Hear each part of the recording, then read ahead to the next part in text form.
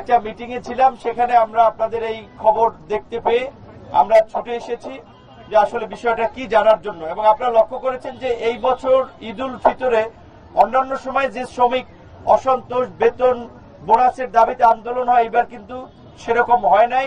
আমাদের মন্ত্রী মহোদয় সহ সরকারের অন্যান্য সংস্থাগুলোর যৌথ প্রচেষ্টায় সেটা সমাধান করা গেছে। তো আজকের এই নাসা গ্রুপের আপনারা জানেন যে অনেকগুলো মামলা মোকদ্দমা আছে, তারপরেও আমরা যেহেতু এসেছি, এটা আপনাদের জন্য একটা ভালো দিক যে মন্ত্রী পর্যায়ের হস্তক্ষেপ শুরু থেকে আছে।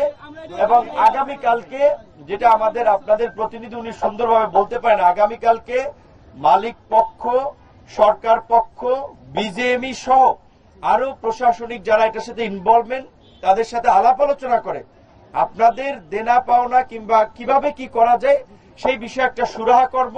আমাদের আপনাদের প্রতি আহ্বান হচ্ছে আজকে আপনারা বাসায় চলে যান এবং আগামীকালকের মিটিং এর ফলো আপ একজন দুইজন না, আপনাদের ৫ জন প্রতিনিধি কিন্তু আগামীকালকে থাকবে। সুতরাং তারা আপনাদের দাবি দেওয়া নিয়ে কথা বলবে, আপনাদের সহযোগিতা চাই, আমরাও সহযোগিতা করতে চাই। এই অবস্থান ধর্মঘটের ফলে আমরা সরাসরি একটু নিচে নিয়ে মন্ত্রী পরিষদের মন্ত্রী থেকে শুরু করে সচিব পর্যায়ে সকলকে নিয়ে আমরা এখানে আসছি।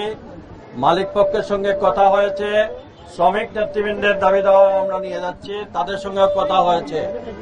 এবং আগামীকাল সকাল 11টায় আমরা বিজেএমই, আমাদের শ্রমিক সংগঠন, মালিক পক্ষ, সরকার পক্ষ এবং সরকারের অন্যান্য সংস্থা সম্মিলিতভাবে বসে আপনাদের এই সমস্যাগুলো যত দ্রুততম সময়ের মধ্যে সমাধান করা যায় এবং এই বিষয়ে কালকেই আমরা একটা সিদ্ধান্ত নিয়ে আপনাদেরকে আপনাদের নেতৃবৃন্দ জানাবেন।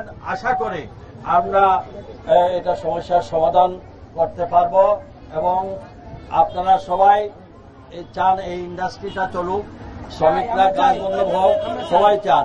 কিন্তু একটা বাস্তবতা বুঝতে হবে, এখানে কিছু মামলা মোকদ্দমা ইত্যাদি আছে। এর জন্য আমরা কিভাবে শ্রমিকদের কর্মসংস্থানও থাকে, আবার ইন্ডাস্ট্রিও চলে, আবার আমাদের এই আর্থিক যেগুলো আছে এগুলারও আমরা গ্র্যাজুয়ালি আমরা সমাধান করা যায়। এই সব বিষয়ে কালকে আলোচনা হবে। এখন আপনারা আমাদের অনুরোধ, আপনারা রাস্তাটা ছেড়ে চলে যান। আর ইনশাআল্লাহ আপনাদের এটাই গুরুত্ব বোঝা উচিত, আপনারা দাবি দাওয়া করার আগেই সরকারের মন্ত্রী পর্যায়ে থেকে শুরু করে প্রশাসনের সকল এখানে উপস্থিত, আপনারা দাবি করার আগেই আমরা চলে আসছি। কাজেই এই জনাব তারেক রহমানের এই সরকার শ্রমবান্ধব সরকার। এই সরকার বিগত এই যে ঈদ উল ফিতরের সময় প্রত্যেকটা ইন্ডাস্ট্রিতে আমরা দিন রাত চেষ্টা করে যাতে কোনো ধরনের শ্রমিকরা অসন্তুষ্ট না হয়